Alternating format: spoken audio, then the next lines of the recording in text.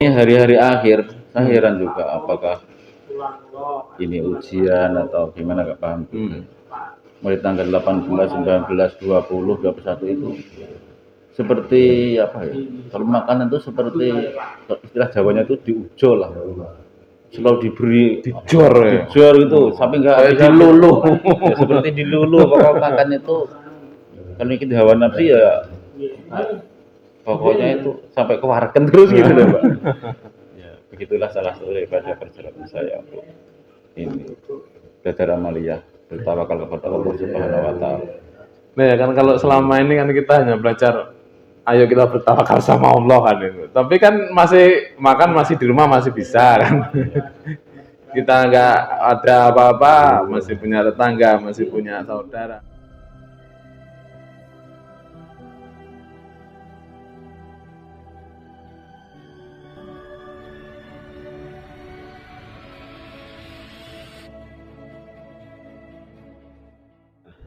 Assalamualaikum warahmatullahi wabarakatuh. Alhamdulillah wa syukurillah wa nikmatillah wa la haula wa la quwwata illa billah. Allahumma shalli ala sayyidina Muhammad wa ala sayyidina Muhammad. Bersama Ireng dan di kesempatan pagi ini biasa bincang santai bersama gembel mengedan atau belajar bertawakal di jalan.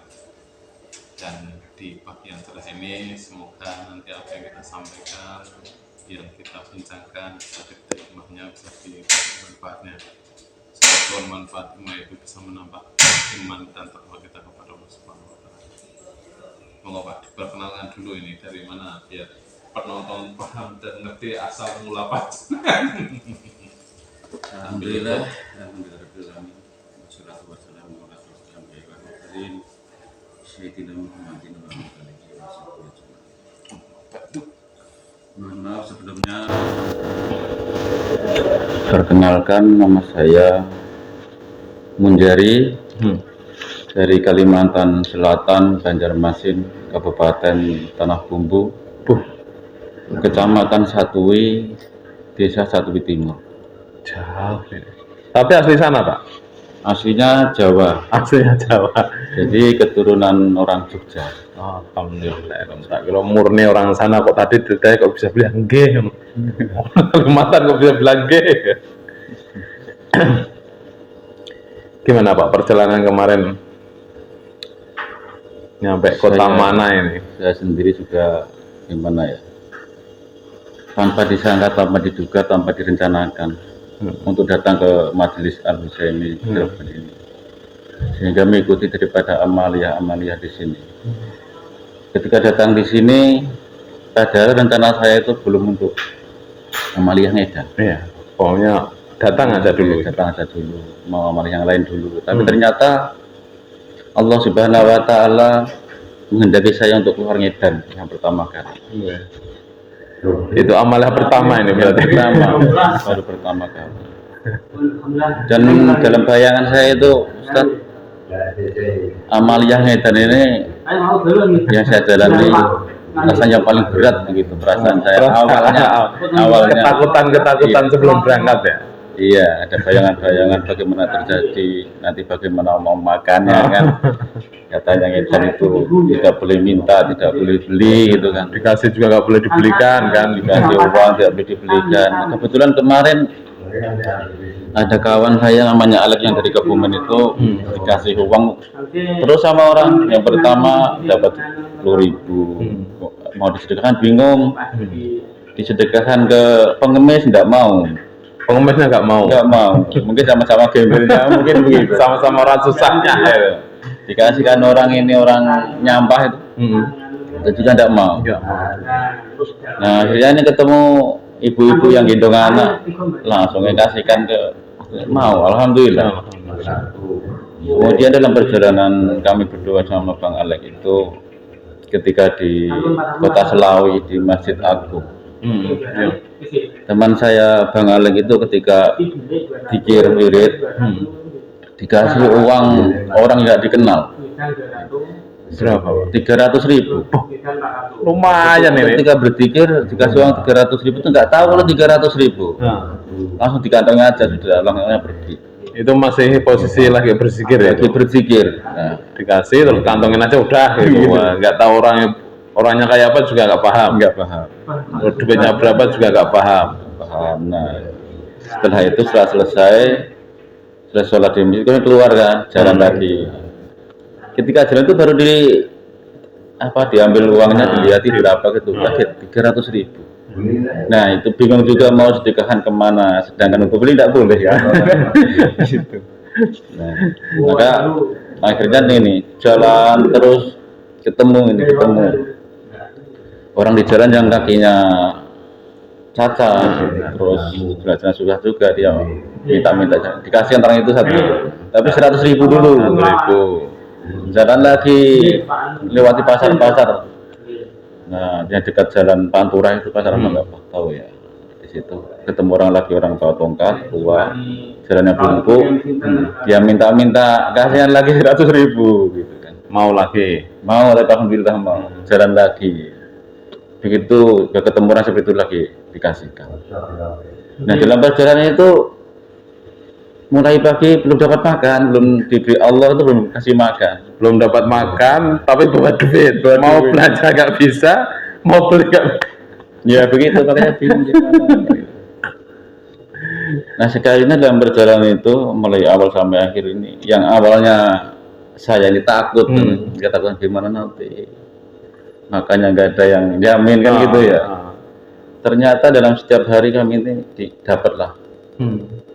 Dapat makan walaupun misalnya hanya ini roti atau air minum dapat saja alhamdulillah. Jadi tidak sampai berhari-hari.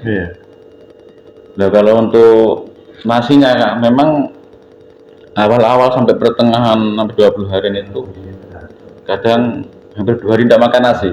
Sampai 2 hari. Tapi kalau jajan-jajan makan dapat lah alhamdulillah.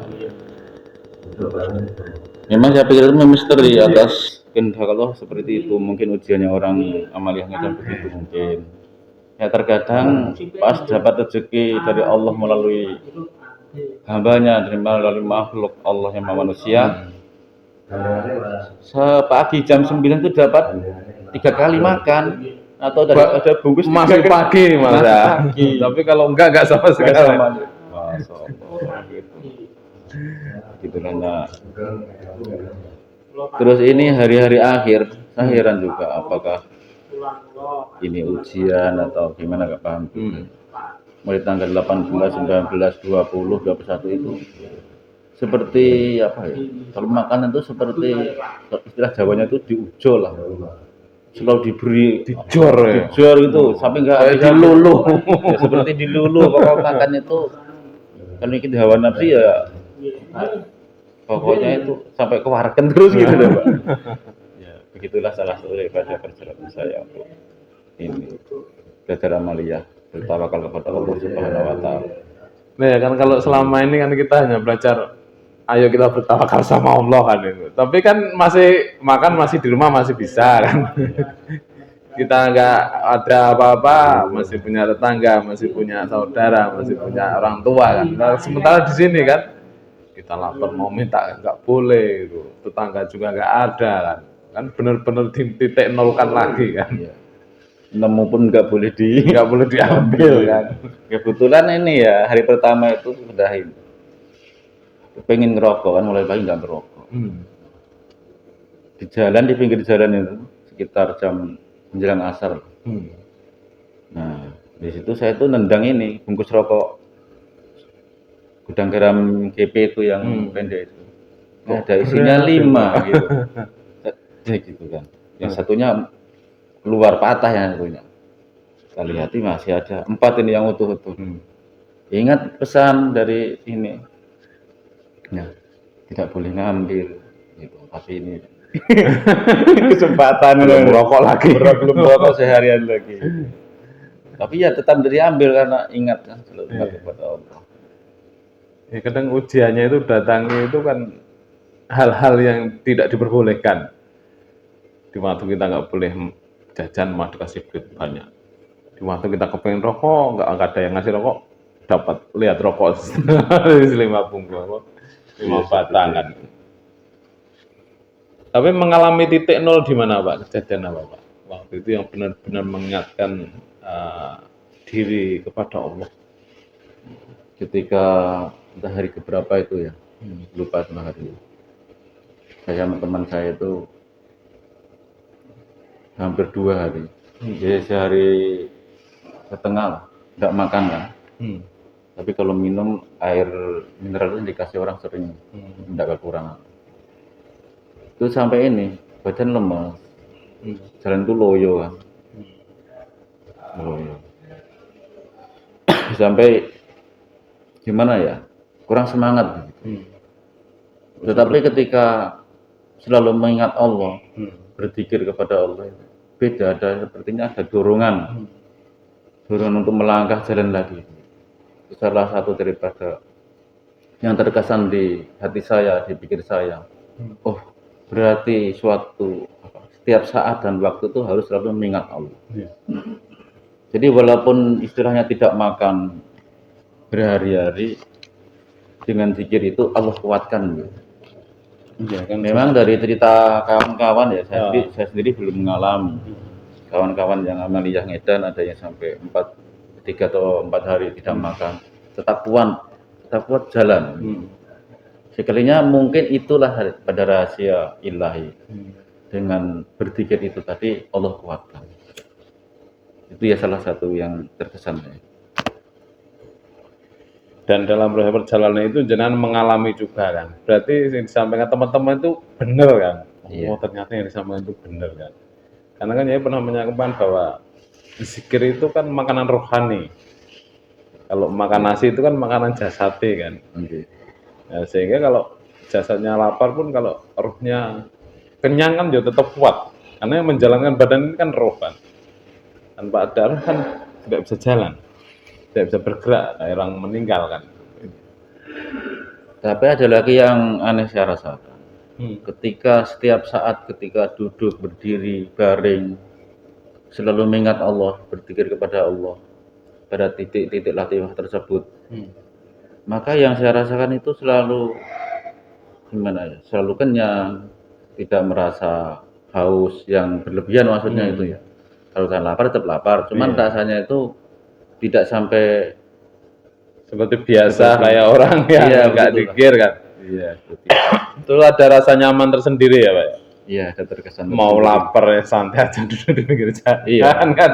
Lihat lalu lalang orang ya nggak begitu ngeh kan. Ya begitulah pertama kali ini untuk jalan amaliyah ngedan yang 21 ini seperti itu. Semoga nanti bisa menambah pengalaman di 41-nya. Amin. Biasanya kan 21 itu karena masih awal kan, dan masih ada kesalahan, kekeliruan dalam melangkah, nanti diperbaiki di 41-nya. Gitu. Insya Allah. Tapi selama perjalanan nggak begitu tahu jalan ya Pak? Namanya pertama kali nggak tahu ya, terus kan bukan orang sini juga kan? Iya.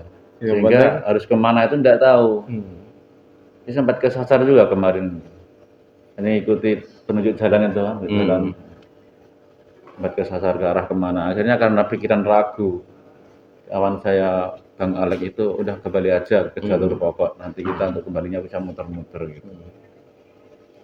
Bang Alek juga nggak tahu jalan juga. Sama nggak tahu jalan. Orang Kebumen dia itu sebenarnya. Iya, kan agak dekat kan kalau Kebumen sebenarnya.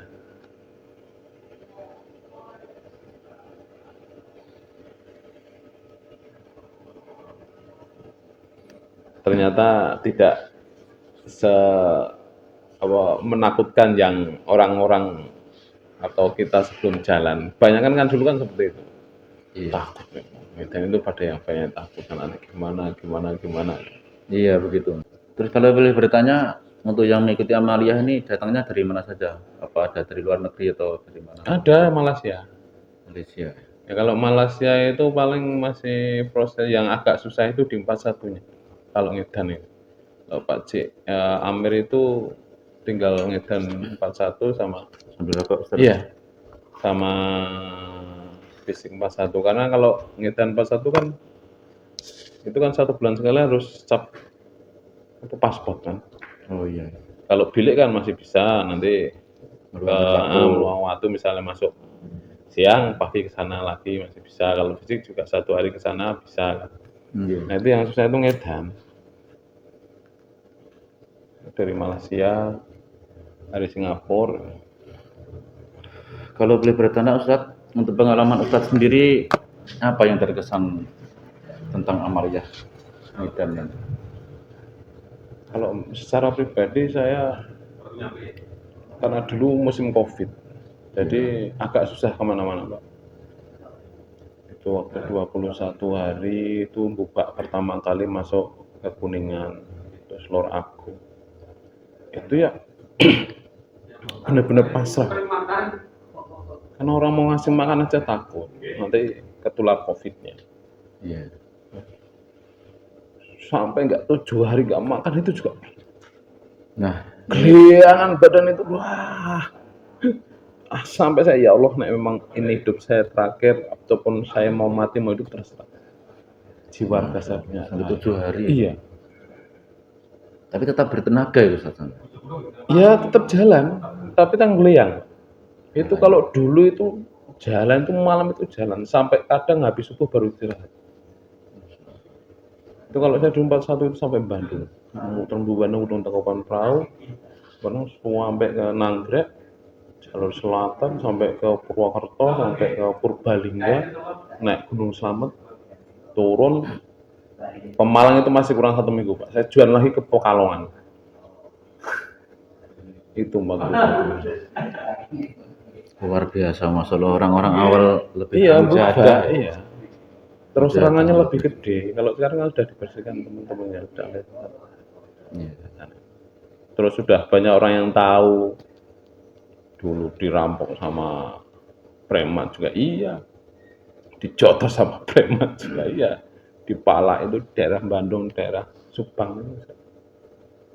Kita orang kerja kan nyari duit, minta. Iya. Iya, responnya seperti itu.